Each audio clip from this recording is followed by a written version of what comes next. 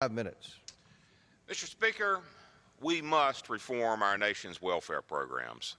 President Ronald Reagan once remarked, the federal government declared war on poverty, and poverty won. Unfortunately, his assessment remains all too accurate to this day. Over the past 5 decades, the United States government has spent more than $22 trillion on welfare, only to see the poverty rate remain unchanged. Mr. Speaker, to solve this problem, we must first properly diagnose the cause. Too often, Washington prescribed cure is yet another government program or increased spending on existing programs. However, we already have 13 federal agencies running more than 80 federal programs that provide food, housing, health care, job training, education, energy assistance, and cash to low-income Americans. And we should not gauge the success of our war on poverty by how much is spent, but on how many people are actually able to get out of poverty. That's the point. The root cause of the failed war on poverty is that the structure of our current welfare system entrenches a culture of dependency rather than promoting a path to self-sufficiency.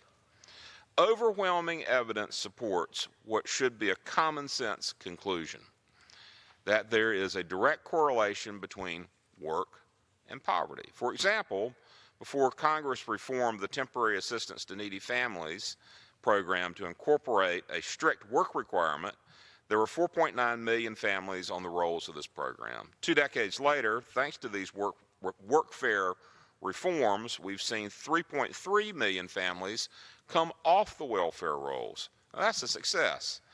And in my home state of North Carolina, reforms to unemployment insurance benefits led an increase in both employment and labor force participation.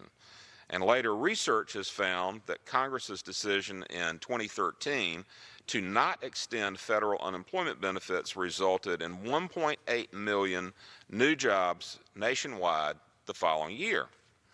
And furthermore, in 2014, when Maine began enforcing strict work requirements for able-bodied adults without dependents receiving food stamps, their caseload decreased by 80% within months. This requirement was paired with substantial job search assistance and job training opportunities. Mr. Speaker, we should apply the lessons of these success stories to all government welfare programs, particularly food stamps and housing. It's imperative that welfare recipients understand that the government is not offering a one-way handout, but rather a two-way deal. We are willing to help you, but only if you are willing to help yourself.